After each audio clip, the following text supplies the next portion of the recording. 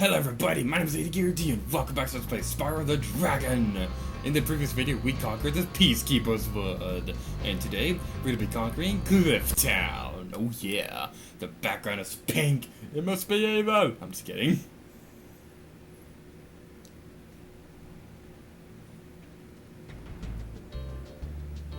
So, Cliff Town is an interesting world. I'm just gonna put it that way.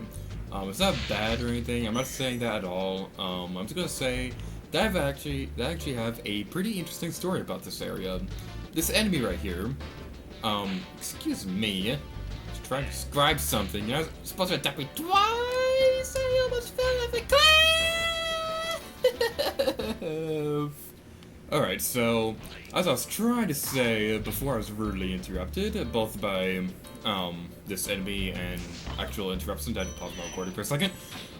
This enemy right here, the cauldron right here, you get like a... Wait, do you get a... Yeah, you get a gem if you burn the thing.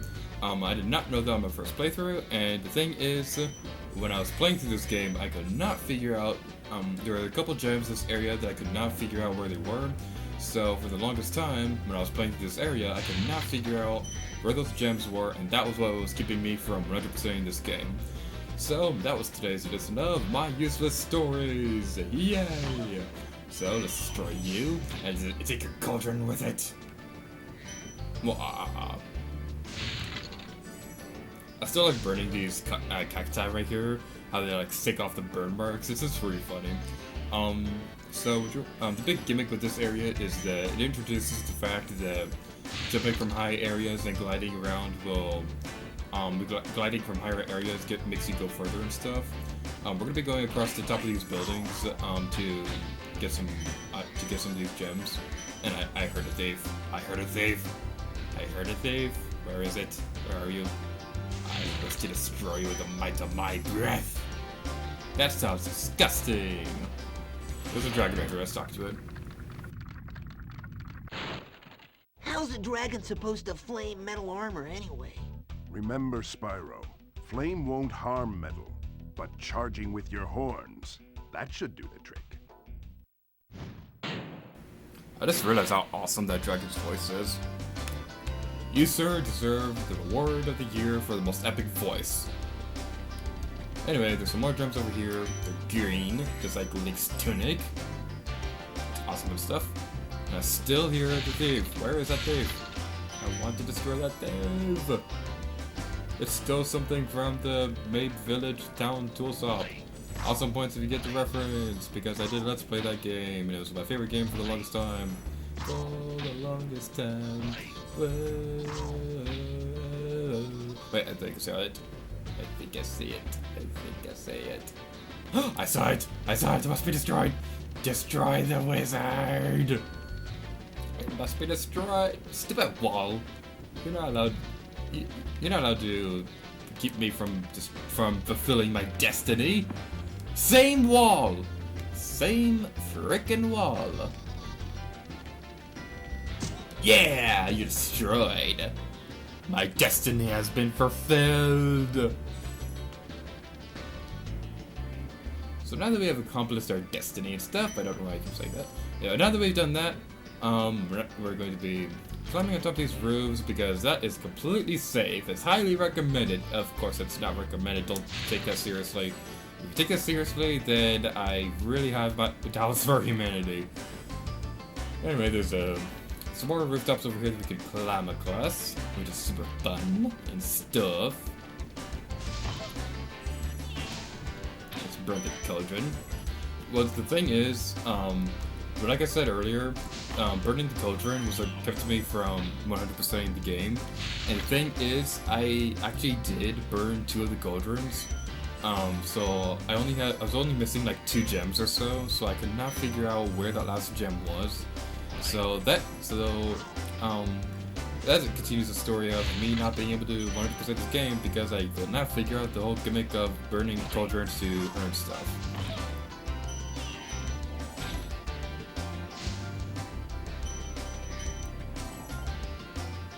This is a really nice song, by the way. I'm not the biggest fan of this. I've got to be honest. I'm not the biggest fan of the soundtrack of this game.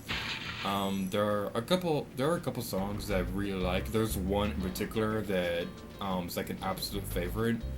It's gonna be a little while before we actually get to that point. But I gotta say, I do love the song in this area. One thing that I'm also not a really big fan of the soundtrack of this game is the way that they loop it. What I mean by that is like how most games, the loop for the soundtrack is more natural. No, not natural, but less noticeable is what I'm trying to say. It's less noticeable, so it could loop for hours on end, and it'll take you like a moment to notice. But with this game, when the soundtrack loops, it clearly fades in and out, and I don't know. I just have a problem with that. There's another dragon up here which we can go save, so let's go do that. Hey, what's on the other side of that river? Why don't you glide there and find out?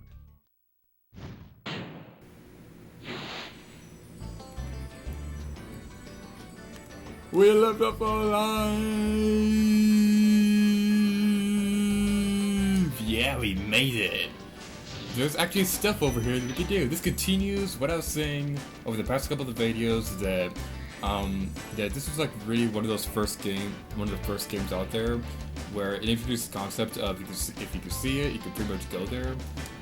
Like you wouldn't normally think to get over here, at least during the era when this game came out.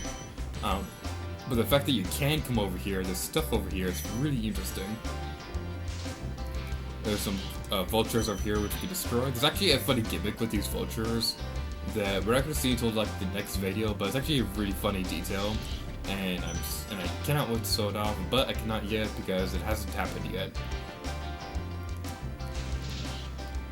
Those vultures are just minding their business, but we're mercilessly destroying them.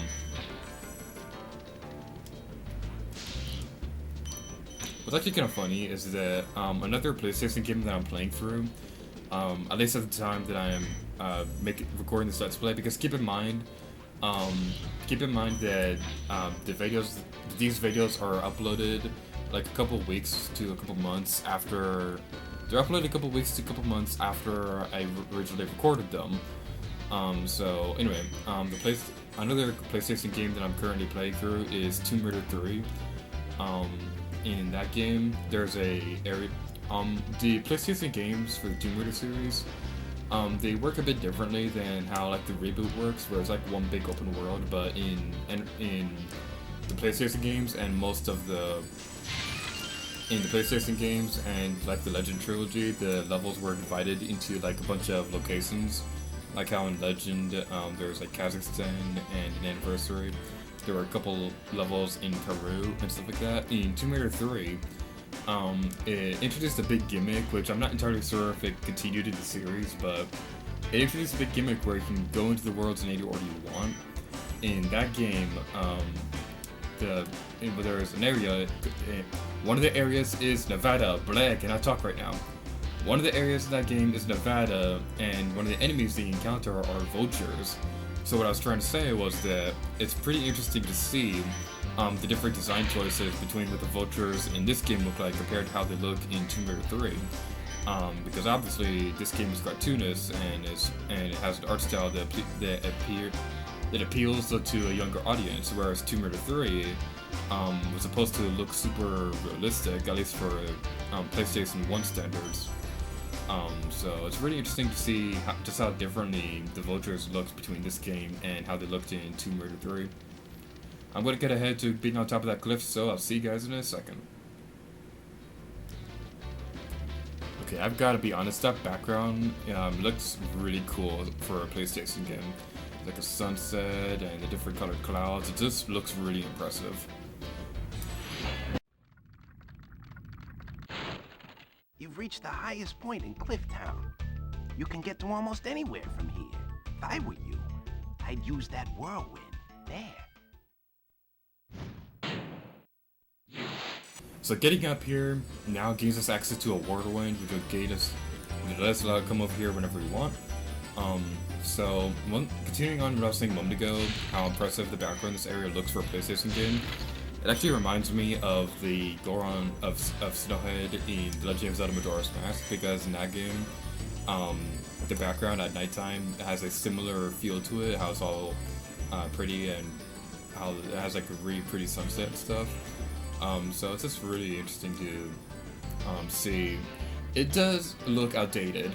The graphics for it do look a little outdated by today's standards, but it still looks really cool when you compare it to the other games of this era, because the PlayStation was only capable of like 32-bit graphics, whereas nowadays we have game consoles that can go up to like 1080p, and I believe the PlayStation 4 can render movies in 4K resolution, which is actually really impressive. But for a console that can only go up to 32 bits, why do I keep falling? As I was trying to say before, I kept getting really interrupted by gravity. The background in this area looks really impressive for a console that's only able to go up to 32-bit graphics. That's all I was trying to say. So gravity, please stop interrupting me. Okay, I had to make a slight edit right there because I was running around this place looking like a moron, trying to figure out how I'm supposed to get over here. But luckily I figured it out, so let's set off this firework. Baby, you're a firework. Come on, let your colors burst. Make them go and ah, ah, ah. I gotta stop singing my videos.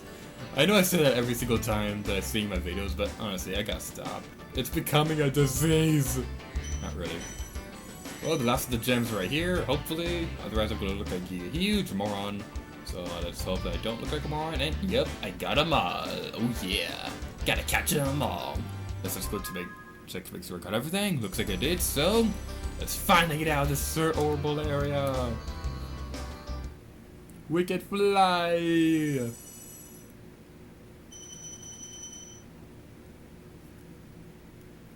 And with that, we're gonna end this video off here, so thank you guys so much for watching this video of Spyro the Dragon. In the next video, we're gonna go over here into Dry Canyon. Oh yeah. Until next time, gear to you. Oh yeah.